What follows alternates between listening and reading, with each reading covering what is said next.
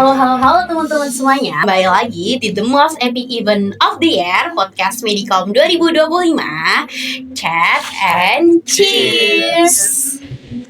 Apa kabar nih teman-teman semuanya? Kembali lagi sama aku Clares. Di sini kita bakal bahas hal-hal yang bakal relate di kehidupan kampus kalian. Nah, kita bakal bahas tentang networking. Nah, teman-teman tuh biasanya tuh lebih fokus pada tugas dan nilai nggak sih kalau di kampus tuh?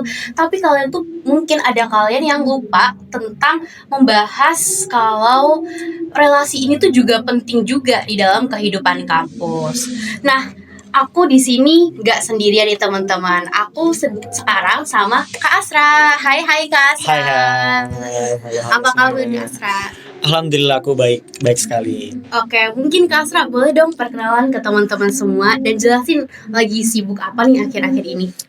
Oke, teman-teman semuanya, perkenalkan kembali, namaku Asra di sekolah, mahasiswa aktif Fakultas Peternakan Pertanian, jurusan Peternakan angkatan 2023. Kebetulan akhir-akhir ini aku ada beberapa kesibukan sebetulnya. Yang pertama, cukup aktif di beberapa organisasi, ya kan, kemarin mengikuti LKMTM juga, dan pekan sebelumnya ke Banjarmasin juga mewakili Universitas Diponegoro dalam debat bahasa Arab. Sekarang ya lagi menyusun masa depan gitu ya. Itu.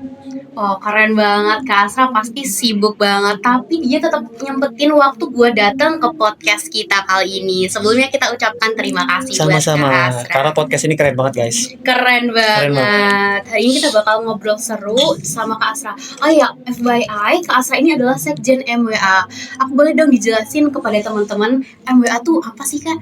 Oke, untuk MWA sendiri itu singkatan dari ini ya, Majelis Wali Amanat. Nah, karena Undip ini PTNBH, ya, Perguruan Tinggi Nasional Berbadan Hukum, artinya Undip ini memiliki otonom untuk mengurus keuangan atau bisnisnya sendiri gitu. Nah, di setiap PTNBH itu ada namanya MWA. MWA ini sebetulnya tugasnya itu untuk ya mengawasi kinerja rektor di bidang non akademik. Nah, artinya MWA ini tidak hanya dari bagian dari mahasiswa aja, ada unsur-unsur lain. Kita nyebutnya unsur. Ada unsur dosen, ada unsur guru besar, dan ada unsur mahasiswa yang menjadi perwakilan mahasiswa.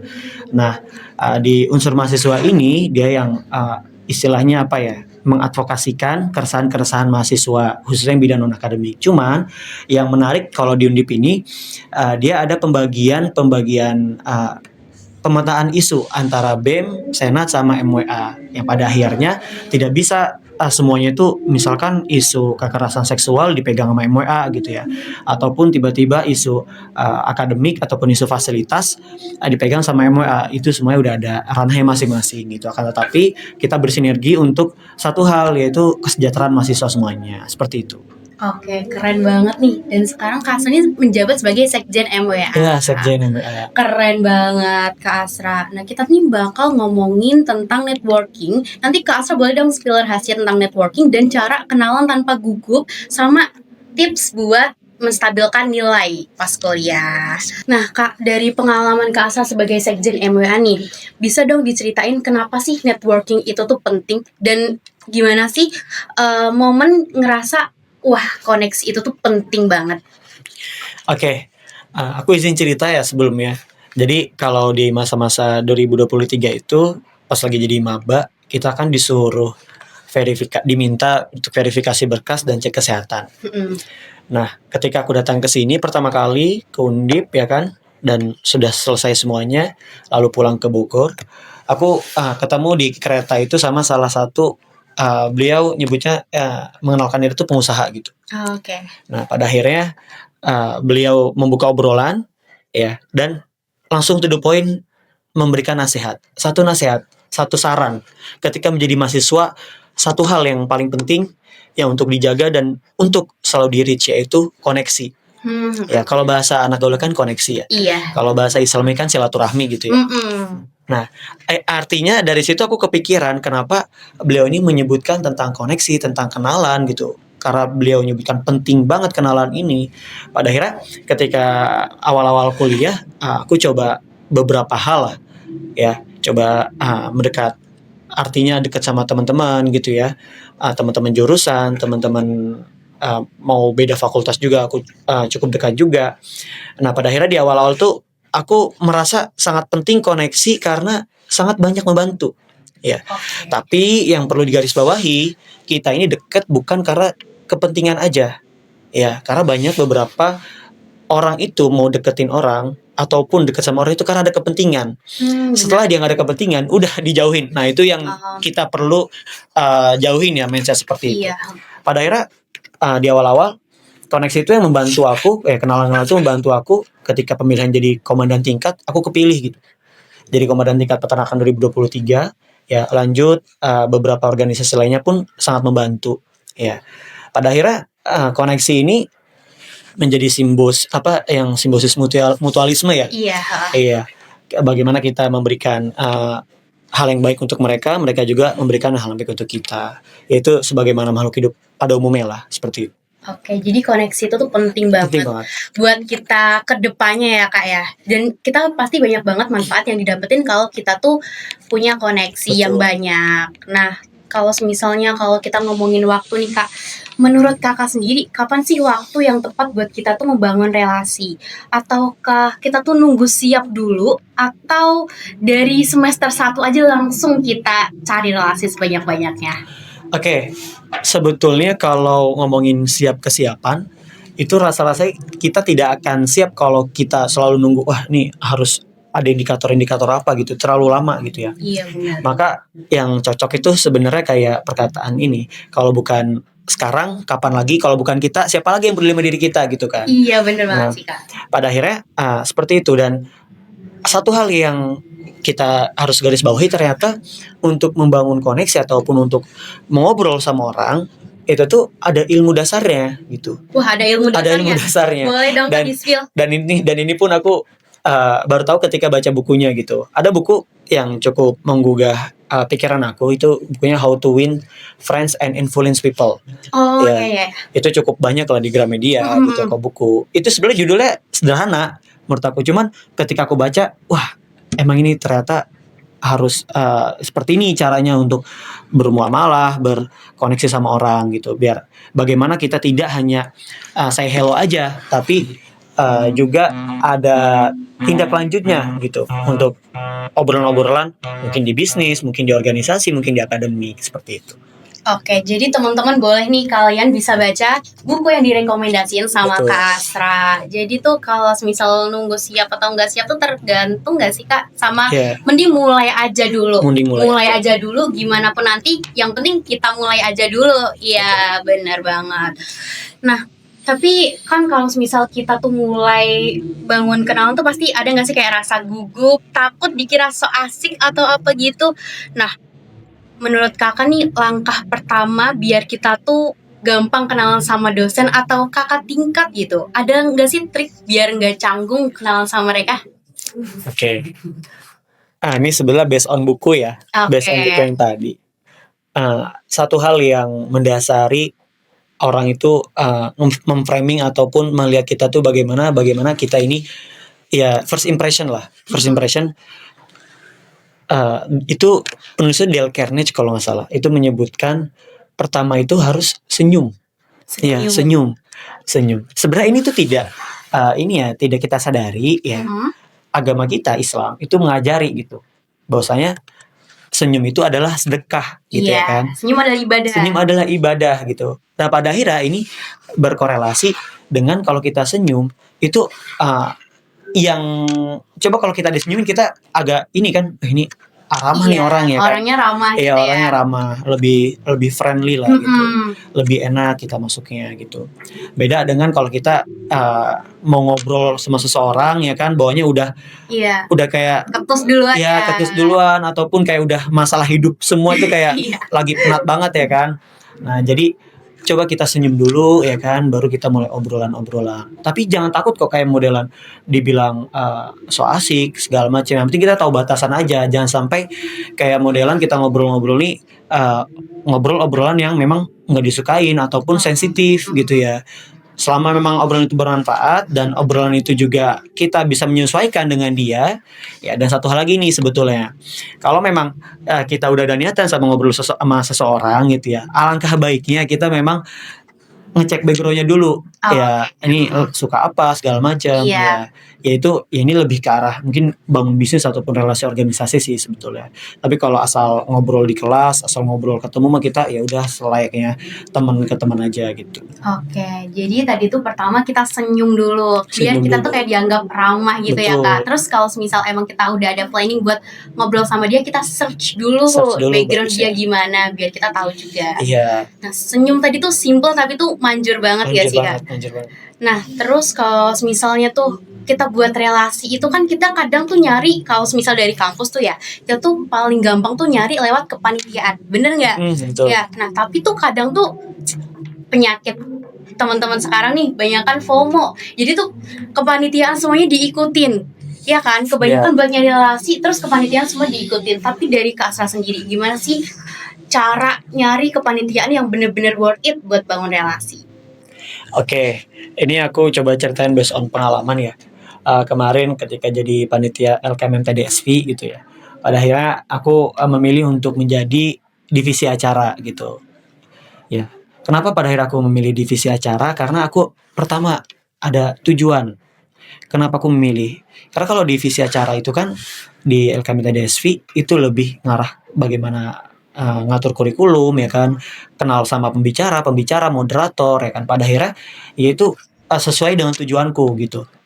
Aku misalkan mau nyoba jadi moderator ataupun mau nyoba kenal sama pembicara ataupun bahkan tahu bagaimana penyusunan tor segala macam. Yang pertama tahu tujuan. Kayak tahu Ya, tujuan tahu dulu. tujuan kita sebagai insan yang mau mengikuti kepanitiaan, kita tahu tujuan.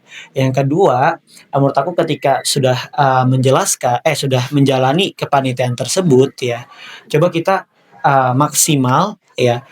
Artinya tidak setengah-setengah gitu mengikutinya. Karena memang kita tahu tujuan ya kan. Selama kita mengetahui tujuan, nanti di perjalanan-perjalanan yang memperkuat kita untuk maksimal itu tujuan itu. Iya, betul Gitu. banget. Ya. Padahal seperti itu sih kalau menurut aku. Untuk kita di dalam kepanitiaan ya, yang penting tahu tujuan. Oke, Supaya tidak FOMO. benar. Berarti kita tuh harus cari kepanitiaan yang bener-bener tuh kita tahu Sesuai, tujuan betul. apa di situ yang bakal kita dapat. Nah, kalau dari Kak Asra sendiri nih, kepanitiaan tuh emang seru banget. Tapi tuh kadang tuh malah berimbas kepada kuliah kita. Kayak kita terlena nih, kita keseruan panitiaan, terus malah terlena sama tugas-tugas. Nah, kalau kayak gitu, Kak Asra punya tips gak sih buat networking ini tuh biar nggak mengganggu IPK dan tugas? Oke, justru networking ini membantu bagaimana akademik kita tuh berjalan juga. Kenapa bisa dikatakan gitu?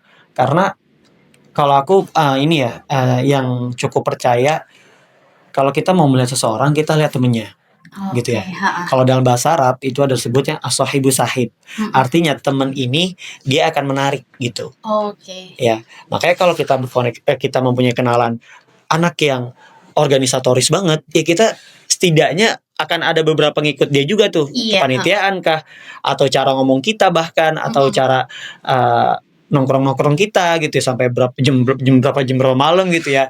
Ataupun sebaliknya kalau yang memang kita berkenalan ya dengan insan-insan akademis gitu. Nah, kita sedikit banyaknya akan terciprat juga. Ya, maksudnya akan tahu oh ternyata cara belajarnya gini gitu. Ataupun ternyata dia bukan akademis doang, sama organisatoris gitu. Oh, ternyata dia cara menyesuaikannya begini gitu. Artinya koneksi ini lagi-lagi memang ada keterkaitannya sama membantu kita di akademik juga menurut aku gitu. Cuman kalau aku sendiri selain memang belajar dari pengalaman orang lain, kan kalau tadi kan kayak belajar dari pengalaman orang lain ya, aku juga coba membuat pengalaman sendiri itu. Artinya memang aku kan ada praktikum ya. Ya. Kalau memang bertabrakan dengan jadwal kegiatan ya tetap yang didorong akademik itu pasti. Cuman kalau udah jadi delegasi universitas itu kan ada surat isinya, itu tidak apa-apa. Sebetulnya kayak gitu. Berarti kita tuh harus pinter-pinter gak sih Kak nyari temen? Betul. Biar kita tuh jadi keikut baik, keikut positif. Jadi tuh kita tuh networking lagi-lagi berguna banget buat kita kehidupan kedepannya ya. Iya betul. Nah, tapi tuh biasanya kalau dari kayak gitu nih Kak, dari kepanitiaan nih, dari kepanitiaan kita ngikut banyak, tapi tuh kayak kita tuh cuma ketemu 1-2 kali aja, terus enggak lanjut akhirnya. Nah, karena tuh ada beberapa kesalahan, terus kayak mungkin mereka sibuk atau mereka emang kita udah nggak ketemu lagi gitu Kak. Nah, gimana sih Kak cara menghindari kesalahan-kesalahan biar kita tuh tetap lanjut relasinya? Oke, sebetulnya ini aku coba cerita juga ya. Mm-mm.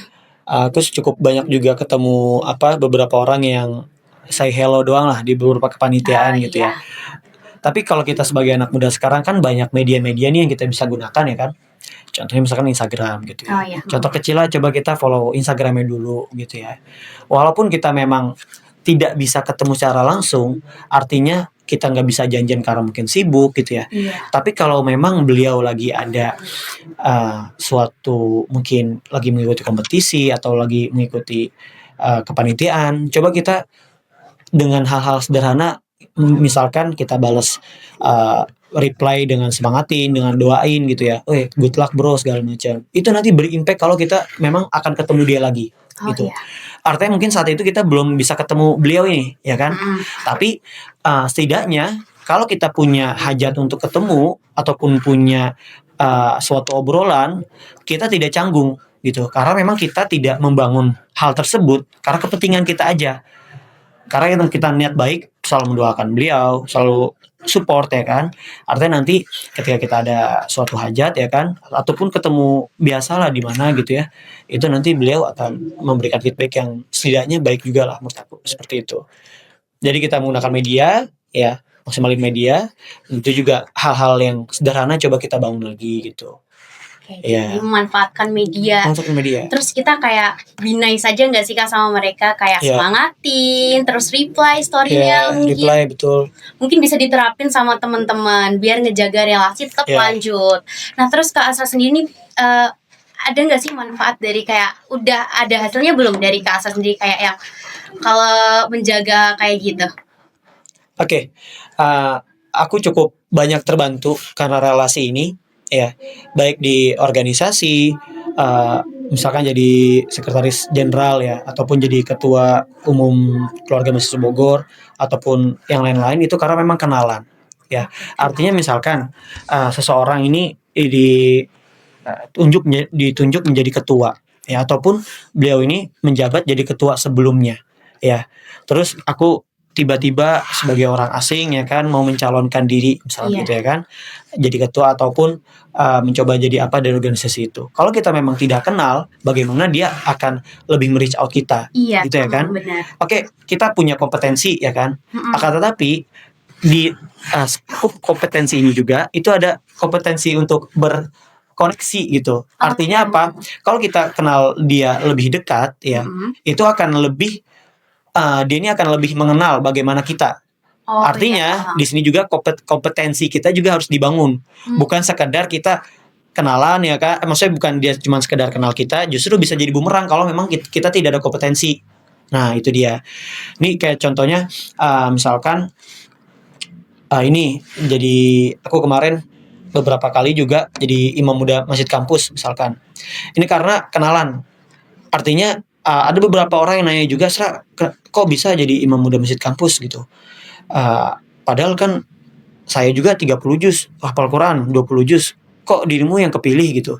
Ya karena aku cukup kenal dengan yang pengurus masjidnya mungkin, ataupun teman yang udah menjadi imam. Ketika dia kenal aku, ya kan, ada satu kesempatan yang kosong. Ya artinya dia aku bisa menawarkan ataupun dia mengajak aku ke situ. Artinya kenalan dibarengi dengan kompetensi juga. Oke, berarti kita juga harus punya kompetensi juga, tapi kita harus menjaga itu juga dengan relasi tadi ya Kak. Betul. Kita harus keep itu biar kita tuh bisa lebih mudah ke depannya. Nah, kalau misal kayak gitu nih Kak, kadang tuh ngejaga hubungan emang lebih sulit ya daripada memulai. Nah, boleh nggak sih Kak kayak saran buat mahasiswa baru mungkin kayak pengen mulai membangun relasi. Nah, teman-teman apa nih yang bisa dilakuin dari tips Kak Asra gitu? Oke, yang pertama ini sebenarnya akan menjadi efek domino ya menurut aku. Kita coba memetakan diri kita dulu. Artinya kita ingin menjadi seperti apa dan menjadi siapa. Ya, kalau kita ingin menjadi siapa, misalkan saya ingin menjadi ketua himpunan, gitu, ataupun menjadi ketua BEM, ya. Coba kita petakan juga. Artinya kita harus berteman dengan siapa, ya, ya. Artinya coba kita buka koneksi, buka obrolan dengan orang-orang yang memang berkompetensi di sana, ya. Misalkan ketua BEM sebelumnya ataupun ketua bidang sebelumnya agar kita lebih tahu bagaimana kondisinya, gitu ya. Ataupun kita jangan terlalu organisasi banget lah, misalkan akademik ya. Coba kita ingin menjadi siapa, mungkin ingin menjadi aslab ya kalau di apa namanya di Saintek, asisten lab. Coba kita buka obrolan dengan asisten lab, bagaimana caranya gitu ya. Maksudnya bagaimana kehidupan menjadi asisten gitu ya. Artinya kalau kita udah tahu tujuan kita, tahu mimpi kita, sebenarnya mimpi kita, itu akan memudahkan kita ini harus tahu berkenalan dengan siapa, ya, di mana dan bagaimana untuk berkenalan tersebut. Karena udah tahu nih, jadi nggak tiba-tiba kita ngobrol sama seseorang ya kan, ngalor ngidul dan gak ada hasilnya. Iya. Itu dia. Jadi setelah tahu tujuan, setelah tahu mimpi, coba kita ini ya, mapping stakeholder ya kalau bahasanya. Oh ya. Ya, cuman ini lebih baku banget lah. Artinya kalau kita memang ada niat ke sana, coba kita ngajak ngobrol gitu. Nah, setelah ngajak ngobrol juga didasari dengan muamalah-muamalah yang bagus gitu. Artinya tidak hanya berdasarkan kepentingan aja gitu ya. Emang kita membangun koneksi tersebut atas dasar pertemanan gitu. Seperti itu Oke, aja. jadi kayak tadi ya Kak, kita tuh harus punya tujuan. Ini tujuan. Kita harus tahu kita tuh mau apa yang kita inginkan dulu. Jadi biar kita tuh gampang ke depannya, misalnya kayak tadi yang Kakak bilang, kita pengen jadi asisten aslab. Aslab tadi ya. Nah, kita harus reach out dulu yang sebelumnya tuh gimana, kita harus ngobrol sama dia biar kita tuh tahu gitu ya Kak ya. Oke. Mungkin cukup obrolan kita pada hari ini. Keren banget, aku dapet insight yang banyak banget dari Kak Asra. Kita dari panitia mengucapkan banyak terima kasih kepada Kak Asra. Udah meluangkan waktu pada pagi hari ini buat berbagi ilmu tentunya. Dan kita udah bahas banyak tentang relasi dan tips-tips dari Kak Asra sendiri. Teman-teman jangan lupa untuk menerapkan tips yang dikasih Kak Asra untuk di kehidupan kalian. Nah, semoga obrolan kita kali ini bisa memotivasi dan bisa memulai hubungan relasi yang lebih baik ke depannya. Sebelum kita tutup nih Kak, dari panitia ada sedikit kenang-kenangan buat Kakak. Keren banget. Oke, boleh. Oke, mungkin dokumentasi boleh Kak?